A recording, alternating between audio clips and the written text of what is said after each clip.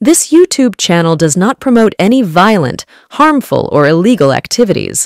All content provided by this channel is meant for an educational purpose only.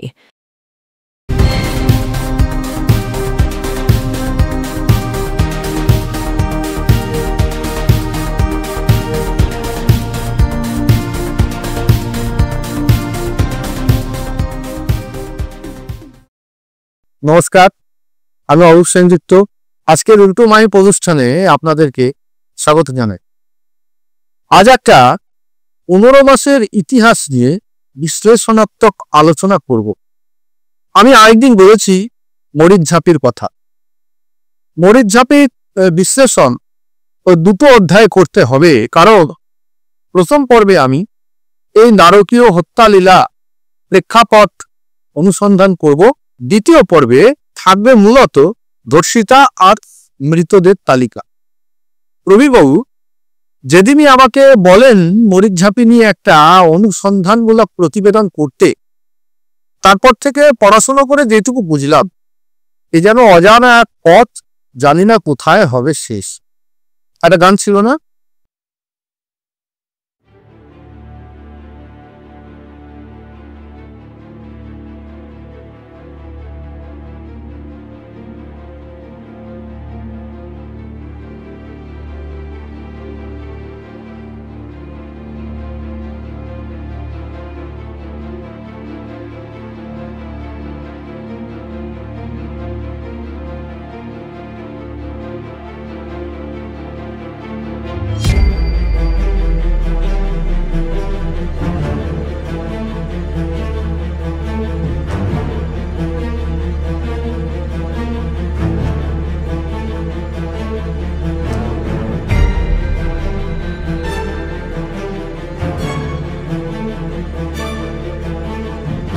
চুরি কিংবা নিজেদের কৃতকর্মকে অস্বীকার করা, যেভাবেই দেখেন না কেন, বামপন্থীদের কিন্তু জুড়ি মেলা ভাব। আমি কয়েকটা উদাহরণ আপনাদেরকে দিতে পারি, তাহলে হয়তো আমরা সকলেই, আমি এবং আপনারা, একটা স্পষ্ট ধারণা করতে পারবো যে আমি কেন এই অভিযোগটা বামপন্থীদের প্রতি করছি। এক, এরা নেতাজি সুভাষচন্দ্র বোসকে তোজোর কুকুর অভিহিত করেছে আর ফরওয়ার্ড ব্লককে সাথে নিয়ে দীর্ঘদিন রাজ্যে ক্ষমতা ভোগ করেছে। দুই, কবিগুরু রবীন্দ্রনাথ ঠাকুরকে এরা বুর্জোয়া কবি বলে অভিহিত করে এখন নিজেরাই দেখবেন বিভিন্ন অনুষ্ঠানে তার গান বাজান। একসময় বাজাতেন না, কিন্তু এখন বাজান। জাতীয় পতাকা তুলতেন না দীর্ঘদিন, অথচ রাজ্যে সরকার চালাতেন, অর্থাৎ প্রশাসনিক দায়িত্বে আসীন ছিলেন। চার, কেন্দ্রের সরকারকে বাইরে থেকে সমর্থন করতেন, অর্থাৎ সরকারের প্রেসারটা নেব, পেনটা কিন্তু নেব, আমার যেমন বেনি তেমনি রবে, চুল ভিজাবো না। পাঁচ, আমলাসলে আমরা দেখেছি পিঁপড়ের ডিম খেয়ে অনাহারে লোক মরছে, আর এরা কিউবাতে চাল পাঠাতে ব্যস্ত ছিল সেই সময়। ছয়, রাজ্যে হাজার হাজার মানুষ খুন করলো, তারপর দিল্লিতে মৃত নাট্যকার সর্দার হাসমির জন্য কলকাতা মিছিল পড়ল, অথচ রাজ্যে যারা মারা গেল তাদের সম্বন্ধে কোনো বেদনা এদের মনে জাগল।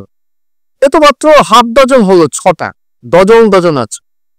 কিন্তু আজকের বিষয় ভিন্ন। কেন, কি প্রেক্ষাপটে, কোন সময় সিপিএম সংগঠিত করেছিল মরিচঝাপি পরিকল্পিত হত্যালীলা, আজ তারই অনুসন্ধানে বসেছি আমরা। এই সন্ত্রাস আসলে বামপন্থীদের বিশ্বাসঘাতকতার নিকৃষ্টতম দলিল রূপে চিহ্নিত হয়ে রয়েছে এই রাজ্যে রাজনৈতিক ইতিহাস। প্রয়াত কবি শঙ্খ ঘোষ মরিচঝাপির ঘটনা নিয়ে একবার লিখলেন, তুমি বললে দণ্ডকে নয়, আপন ভূমি চার। আমি বললেন ভণ্ড কেবল লোক খেপাবারে চাই। চোখের সামনে ঢুকলে মানুষ উড়িয়ে দেবে টিয়া, চোখের সামনে ঢুকলে মানুষ উড়িয়ে দেবে টিয়া। তুমি বললে বিপ্লব, আর আমি প্রতিক্রিয়া। এই শেষাত্মক কবিতা শঙ্খ ঘোষের কলম থেকে বেরিয়ে এসছে। আমি একটা বইয়ের কথা বলবো, রিগিং দেবের লেখা, রিগিং দেব বলতে ভুল হয়েছে, রবীন্দ্রের লেখা একটা বই করেছিলাম, যদি উনি রিগিং দেব বলে সম্যক অভিহিত। সেই নিত্যাচার আজও চলছে। ওই পুস্তিকায় 15 পাতায় উনি লিখলে, বামফ্রন্ট শাসিত পশ্চিমবঙ্গে ষড়যন্ত্রের প্রথম বই প্রকাশ হয়েছিল 1979 সালে মরিচঝাঁপি।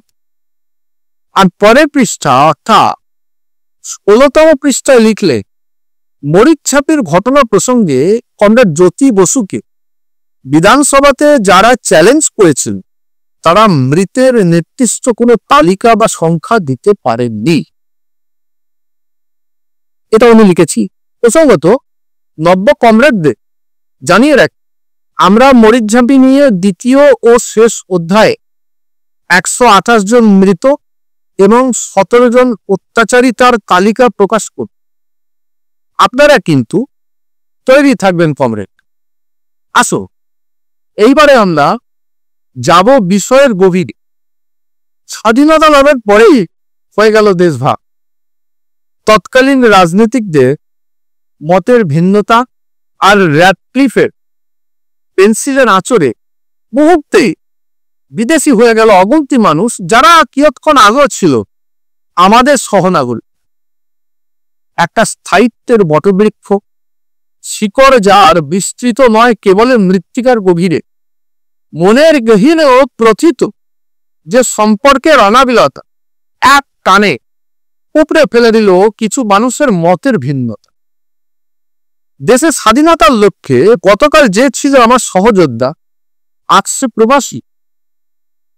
এই বেরুনার আবহে পশ্চিমবঙ্গের মুখ্যমন্ত্রী হলেন ডক্টর বিধানচন্দ্র রায়। তিনি পূর্ববঙ্গের উদ্বাস্তুদের দণ্ডকারণ্য পাঠালেন, কিন্তু মানব দরদী প্রমোদ দাশগুপ্ত আর জ্যোতি বসু তীব্র বিরোধিতা করলেন বিধান রায়ের এই সিদ্ধান্তে। এরপরে রাজ্যের মুখ্যমন্ত্রী হলেন প্রফুল্লচন্দ্র সেন। কিন্তু মানুষের জন্য বলি প্রদত্ত জ্যোতিবাবু জারি রাখলেন তার প্রতিবাদ। বললেন, দণ্ডকারণ্য বাঙালিদের উপযুক্ত জায়গা নয়, সরকার পুনর্বাসনের ব্যবস্থা করুক সুন্দরবন। তিনি স্লোগান তুললেন, দণ্ডকের কান্না বন্ধ কর। আমি দিন তারিখ ধরে বলি, 13 জুলাই 1961 জ্যোতিবাবু চিঠি লিখলেন তৎকালীন মুখ্যমন্ত্রী প্রফুল্ল Sen. Although it was stated by the government of West Bengal that West Bengal has reached a saturation point, I feel therefore that the rest may be found rehabilitation here, provided there is willingness on the part of the government. 1975 সাল 25 জানুয়ারি জ্যোতিবাবু গেলেন জনসভা করতে ভিলাইতে। তারই আহ্বানে দণ্ডকারণ্য থেকে প্রচুর উদ্বাস্তু গেলেন। জ্যোতিবাবু দাস্তহীন হয়ে ভিলাইতে বললে, আমরা ক্ষমতায় না আসা পর্যন্ত উদ্বাস্তুদের এই অবস্থার পরিবর্তন সম্ভব নয়। আমরা ক্ষমতায় এলে সুন্দরবনের দাবি অবশ্যই পূরণ করব। 1975 সালে 31 জুন কলকাতায় জ্যোতি বসুর নেতৃত্বে বামপন্থী দলগুলো সিদ্ধান্ত নিল, উদ্বাস্তুদের পুনর্বাসনে সমস্ত দায়িত্ব কেন্দ্রীয় ও পশ্চিমবঙ্গ সরকারকে নিতে হবে। এই জায়গাটা একটু মনে রাখবেন, কেন্দ্রীয় ও পশ্চিমবঙ্গ সরকারকে নিতে হবে।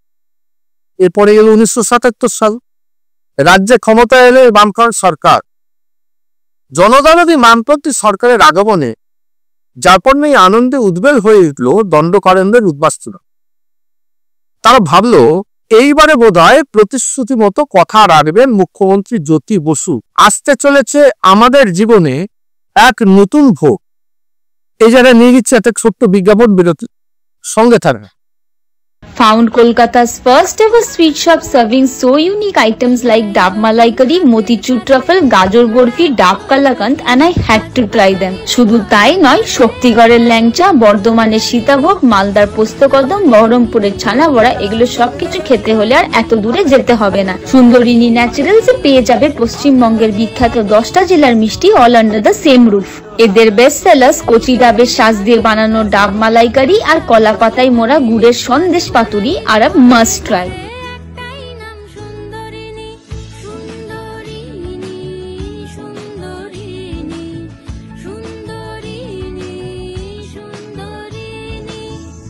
জয়গুরু রত্নভান্ডার জ্যোতিষীমা, এখানে গোল্ড মেডেলিস্ট জ্যোতিষী বসেন। হাই কোয়ালিটির আসল গ্রহরত্ন সবচেয়ে কম দামে এখানে পাওয়া যায়। স্থান বেলঘড়িয়া, রানী পার্ক, বটতলা, 2 নম্বর রেলগেটের নিকটে। 9681345722 এবং 9007778922। নমস্কার, ফিরে এলাম বিরতির পর। আপনারা দেখছেন এনকে ডিজিটালের উল্টোমাই। ওই সর্বহারা মানুষগুলোকে পুনরায় প্রতিশ্রুতি দিলেন 1977-এর 28শে নভেম্বর রাষ্ট্রমন্ত্রী রাম চ্যাটার্জি। সঙ্গে 2 বিধায়ক ছিলেন, রবিশঙ্কর পাণ্ডে ও কিরণময় নন্দ। রাম চ্যাটার্জি বলে এলে, পূর্বতন সরকার পুনর্বাসনের নামে আপনাদের নির্বাসন দিয়েছে, তা আমরা তদন্ত করে দেখলাম। আমার সরকারের মুখ্যমন্ত্রী জ্যোতি বসুকে আমি এ কথা জানাবই এবং এ সমস্যার সমাধান করতেই হবে। 1978-এর জানুয়ারি ফরওয়ার্ড ব্লক নেতা অশোক ঘোষ দণ্ডকারণ্যে গেলেন। বললেন, আপনারা যদি পশ্চিমবঙ্গে যান তাহলে সেখানকার 5 কোটি মানুষের 10 কোটি হাত আপনাদের সমর্থনে গর্জে উঠবে। রাম চ্যাটার্জি সেদিন বললে, দিন আপনাদের আসবেই, আপনারা এক পায়ে দাঁড়িয়ে থাকুন। দশচক্রে ভগবান ভূত হয় যেরকম, পাকে চক্রে মানুষ ফেসে যায়। এরপরে আমি এই রাজ্যে ভোটে যাওয়া 15 মাসে বামপন্থীদের পরিকল্পিত সন্ত্রাসের বয়ান করছি।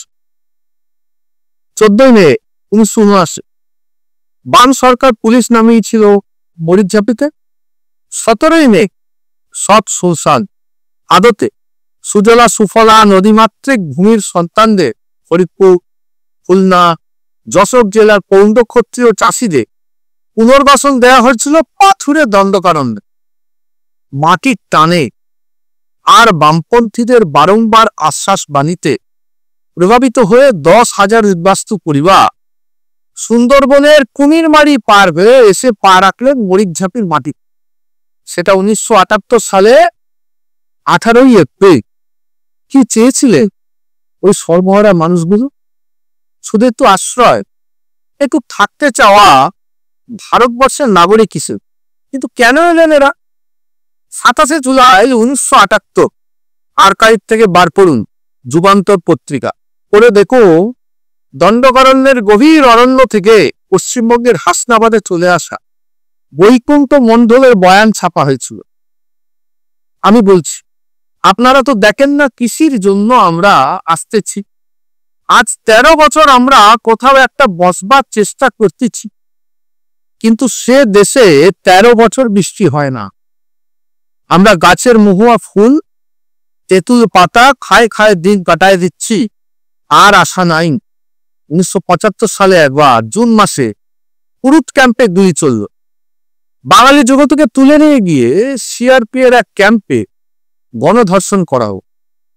গুমরোতে থাকা ওই সর্বহারার দল গর্জে উঠল, বামপন্থীরা ক্ষমতায় আসতেই চলো কলকাতা, চলো সুন্দরবন, আমাদের বন্ধুদের সরকার তো প্রতিষ্ঠিত রাজ্যে, এইবারে আসো। ক্ষমতায় আসবার আগে এদের পাশে থাকা জ্যোতিবাবু মুখ্যমন্ত্রী রূপে এদের প্রতি কি ধারণা পোষণ করলেন? জ্যোতিবাবু বলছেন, আপনাদের এই হঠাৎ চলে আসা পশ্চিমবঙ্গ বামফ্রন্ট সরকারকে যথেষ্ট বিব্রত করেছে। স্থানীয়ভাবে হাজার হাজার মানুষকেও অসুবিধায় ফেলেছে। আপনারা দণ্ডকারণ্যে ফিরে যা, সেখানে নিজেদের প্রতিষ্ঠিত করুন।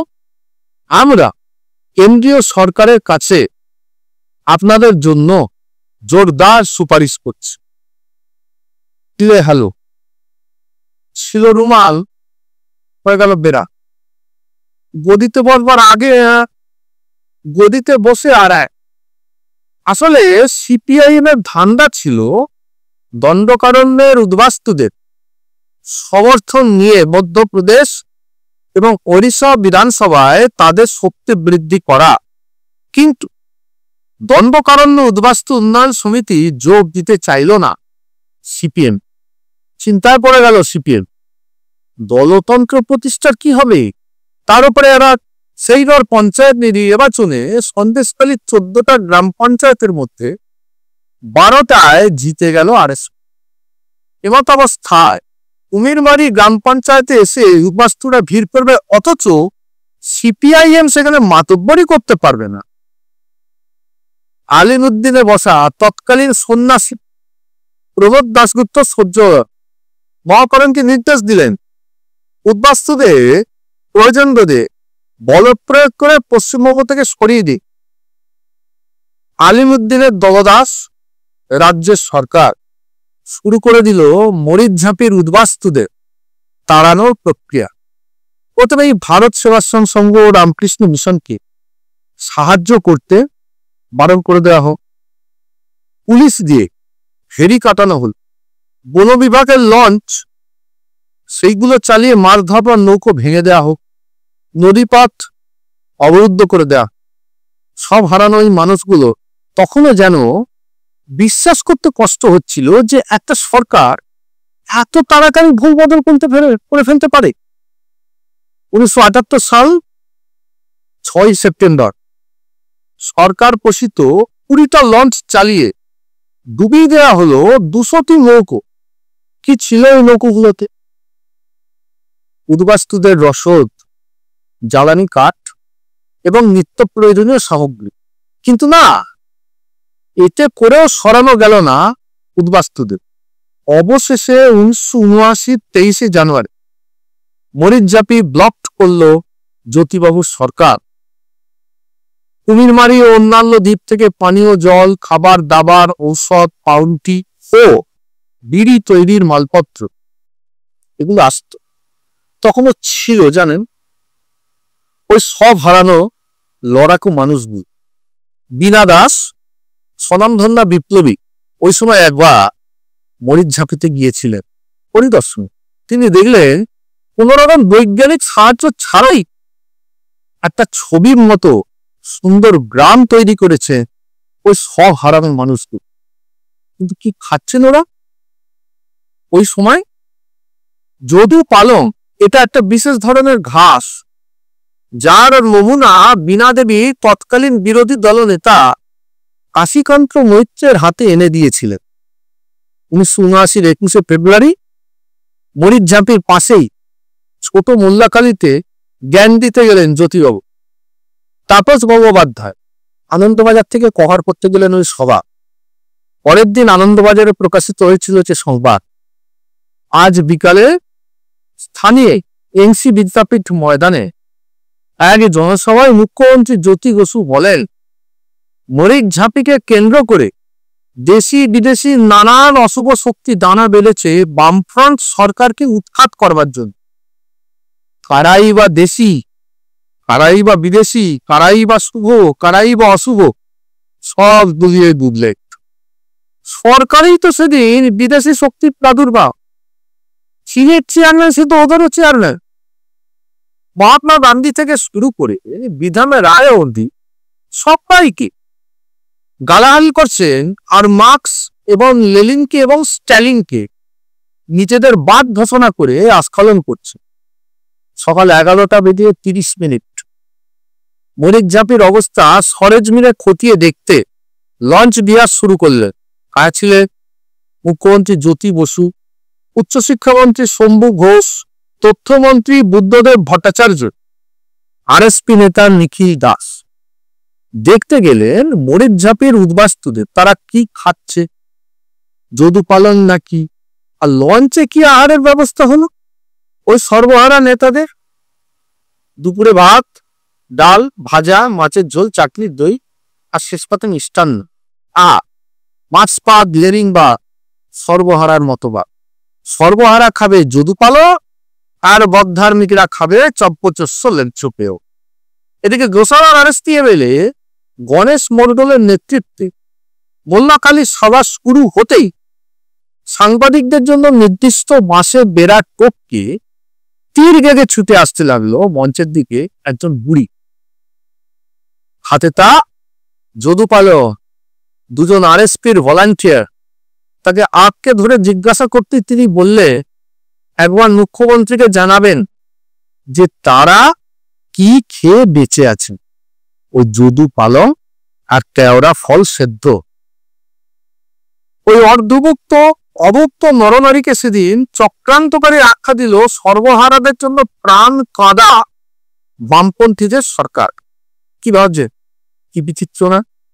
এই জুতো কমিউনিজম আজীবন যাদের নাম করে, যাদের ভাঙিয়ে রাজনীতি করলে সরকারে, তাদেরই চক্রান্তকারী আখ্যা দিয়ে নির্দয়ভাবে গুলি করে মেরে দিলে। আর শুধু কি পুলিশের গুলি, শুধু কি রক্তপাত? 27 ফেব্রুয়ারি 1979 কালান্তর পত্রিকায় একটা লেখা বেরোলো, ওদেরই পত্রিকা। মরিকঝাঁপির বুভুক্ষু উদ্বাস্তু তরুণীদের কামার্ত পুলিশের কামানোরও শিকার হতে হয়েছে। অনেকে বলে, অনেকে বলে না।